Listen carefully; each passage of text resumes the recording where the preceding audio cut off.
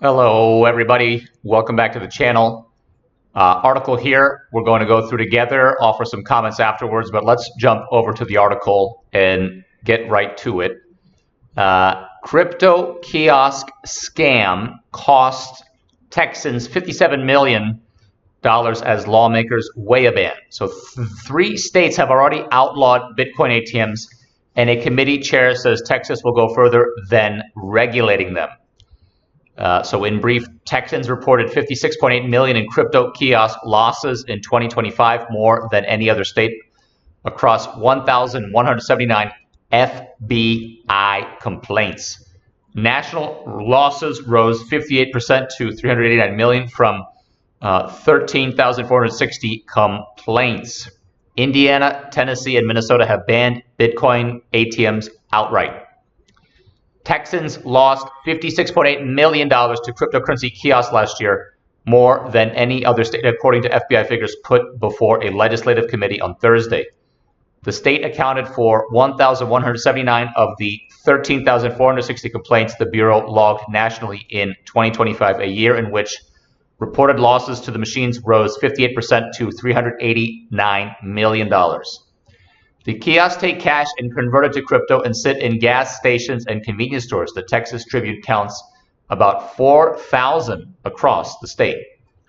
Scammers persuade victims to withdraw money from their bank accounts and feed it into a machine.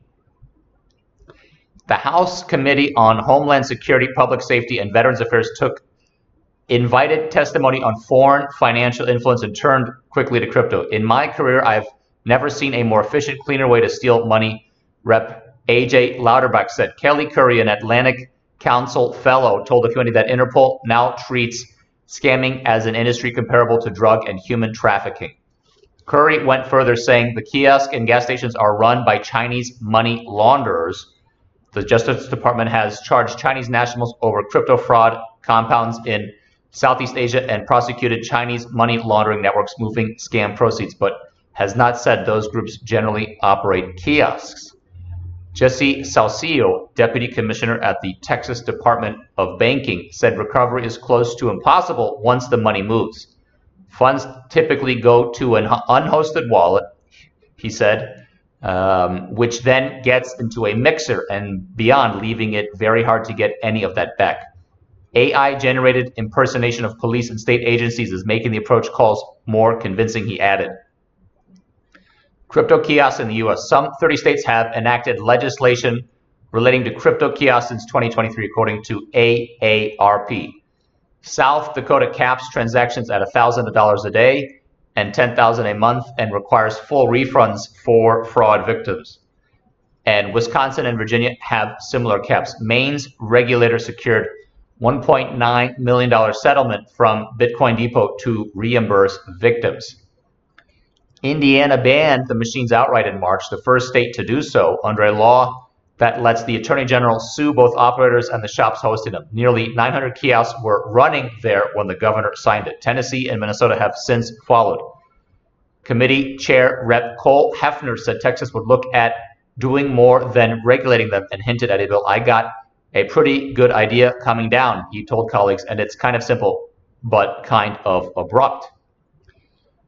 So we can see here in this article that Bitcoin ATMs are really a nexus point and a point for various types of scams to take place. It's, of course, very unfortunate, but the statistics are quite clear, as we've seen here.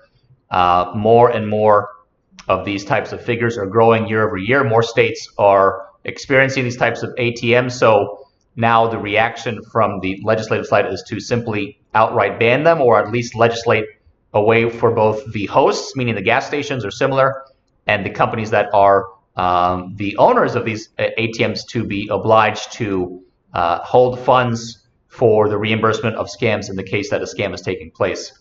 So there's various types of people who are told to put their money into these ATMs, and then it's very difficult to get that back.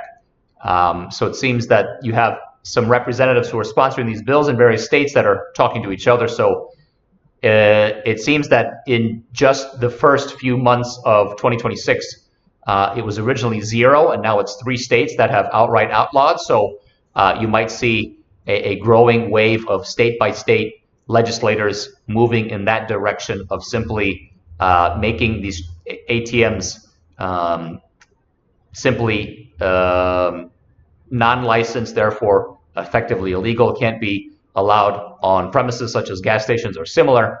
And then this will really help mitigate people being victims. And as you can see in the article, it said that the FBI, the Interpol now treats scamming as an industry comparable to drug and human trafficking. It's such a serious industry. It's its own standalone type of crime, scamming as a whole. So there you go, my friends. Very unfortunate, but we are often covering on this channel bad behavior. So this is just another example of people behaving badly. So we wanted to show you how there's where the overlap between local governments, in this case state governments in the United States, reacting to bad behavior and how they're trying to protect their residents, protect their constituents. Now, given the fact that cryptodeposit.org, as you can see here, is fully self-custody, your assets are always in your control with your wallet. You're always welcome to open a wallet at Crypty, our partner platform. But for MetaMask, people familiar with MetaMask, even Coinbase wallet, many people have a Coinbase wallet. There's many wallets that you can simply click here and then scan your QR code here and connect your wallet to the cryptodeposit.org platform. And then, as you see, there's many ways to, you can deposit cash, send a bank wire, you can use your card. We accept many types of cards. Right now, as of today, USDC, USDT. So when you have secured your USDC, USDT, the final step would be you want to commit your USDC or your USDT to a yield, minimum 7 days, but maximum of 5 years, as you see here. And then with that, you'll be able to get a yield curve. This is also technically adjustable over time. And then you can send at the end of that, the wallet could be the same. So it goes right back to your wallet, that USDC plus interest and yield, or it can be sent to a recipient wallet. So if you are a asset manager or a family office, you can deliver to people their own USDC and own USDT to a wallet of their own interest. So that's a case study. And then, of course, holdings would just be your government bills, anything that's currently in progress earning yield would be the holdings tab. If you have any other tokens, you can use those in your wallet to borrow for more stable coins.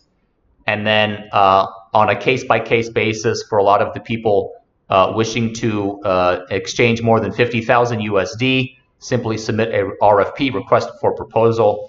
And it goes both ways, buying and selling versus fiat. And then so you can either deliver token, you wire fiat, or you get token and we wire fiat, something like this. And many fiat accepted over here. So simply fill out that form and somebody from the team will get back to you. And then again, statements, this is simply pure statements. So it just shows you your activity history, like a typical bank statement every month, all in real time. XMTP, so it's wallet to wallet. So anybody can chat with anybody, issue invoices, do video calls. It's purely wallet to wallet. So just connect your wallet and get started there. And then again, overall activity history. And then there's an exchange tab and a swap tab that we are going to keep building out. So white paper, there's a white paper video if you want to have us read you the white paper, and many playlists on Crypto Deposit YouTube channel as well. So we are thankful to everybody joining us. We hope everybody's having a good day, good morning, good evening, wherever you folks may be. Wishing you all a great day, and thanks again for visiting us at the cryptodeposit.org YouTube channel. And see you on a new video coming up in just a brief moment.